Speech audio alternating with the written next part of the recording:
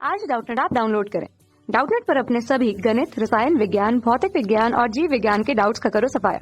बस प्रश्न की फोटो खींचो, एक ही प्रश्न को क्रॉप करो और तुरंत वीडियो सोल्यूशन पाओ।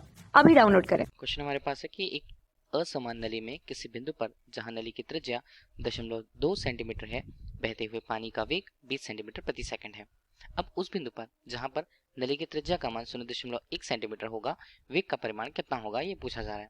तो वेग का परिमाण यहाँ पर दिया हुआ है 80 सेंटीमीटर प्रति सेकंड, 40 सेंटीमीटर प्रति सेकंड, 20 सेंटीमीटर प्रति सेकंड या 5 सेंटीमीटर प्रति सेकंड के रूप में। ठीक है, तो असमान नली की बात की गई है, मतलब हम कह सकते हैं कि अलग अलग हिस्सों पर इसके लिए इसके अनुप्रस्थ काट का क्षेत्रफल अलग अलग होगा। ये हमने सबसे पहले असमान अनुप्रस्थ काट क्षेत्रफल वाली नली ले रखी है। ठीक है, अब नली के लिए हम उसे देखें तो उसके केंद्रीय हिस्से को हमने कुछ इस तरह से दर्शा रखा। ठीक है, अब उसका एक हिस्सा, मतलब जहां पर दिया हुआ है कि नली की त्रिज्या 0.2 सेंटीमीटर है, ये एक हिस्सा होता है, ये पहला हिस्सा हमने प्रदर्शित कर दिया और ये दूसरा हिस्सा है। अब पहले हिस्से पर से होकर के या पहले हिस्से के रेखाओं से होकर के धारारेखीय प्रवाह में कोई द्रव अगर यहाँ से बह रहा है, ठीक है, ये हमने देख लिया कुछ इस तरह से, 1 से 2 की तरफ अगर वो बह रहा है, ठीक है, तो 1 की तरफ जो उसकी त्रिज्या थी वो कितनी, कैपिटल R1 के रूप में उसका मान 0.2 सेंटीमीटर पर, और इस तरह से R2 दूसरी स्थिति पर R2 के रूप में उसका मान है 0.1 सेंटीमीटर, मतलब पहले हिस्से के लिए उसके अनुप्रस्थ क्षेत्रफल से बिल्कुल आधा। ठीक है, त्रिज्या की बात की गई, त्रिज्या को हमने प्रदर्शित कर दिया। अब यहाँ पर बोला गया है कि बहते हुए पानी का वेग कहाँ पर, पहले सेक्शन पर या पहले अनुप्रस्थ काट क्षेत्रफल पर कितना है, 20 सेंटीमीटर प्रति सेकंड से। ठीक है, तो इसे हम v1 से प्रस्तुत कर देंगे वेग को, तो ये कितना हो जाता है 20। देखिए सब सेंटीमीटर में है, सेंटीमीटर प्रति सेकंड, तो हमें इसे बदलने की जरूरत नहीं है।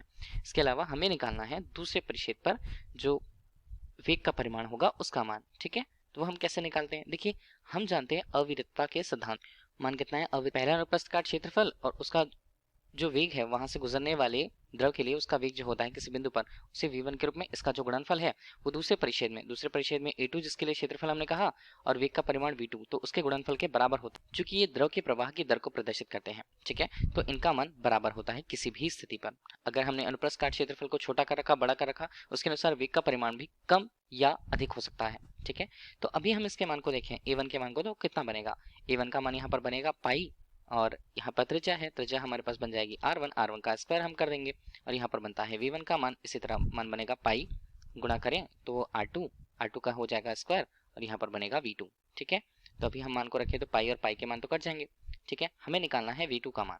v2 का मान हम देखें कैसे बनेगा, ये बनेगा हमारे लिए v1 और यहाँ पर बनता है R1 बटे R2 के रूप में। ठीक है, और इसका हो गया स्क्वायर।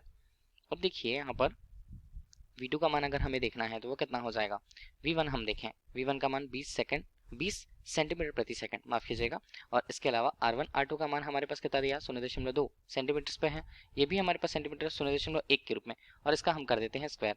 ठीक है, पास आधा कितना है, तो v2 का मान हमारे पास आएगा, ये 4 बन जाएगा, तो ये हमारे पास हो जाता है 80 किस में, 80 सेंटीमीटर प्रति सेकंड पर। ठीक है, तो ये v2 के मान को प्रदर्शित कर दिया, और यही हमारे लिए क्वेश्चन का आंसर रहा कि दूसरा परिच्छेद जिस पर त्रिज्या का मान आधा हो जाता है वहाँ वेग का परिमाण कितना हो जाएगा, वेग का परिमाण 80 सेंटीमीटर प्रति सेकंड हो जाएगा।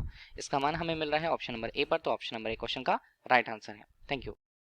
कक्षा 6 से 12वीं से लेकर नीट, IIT, JEE वो एडवांस के लेवल तक 1 करोड़ से ज्यादा छात्रों का भरोसा।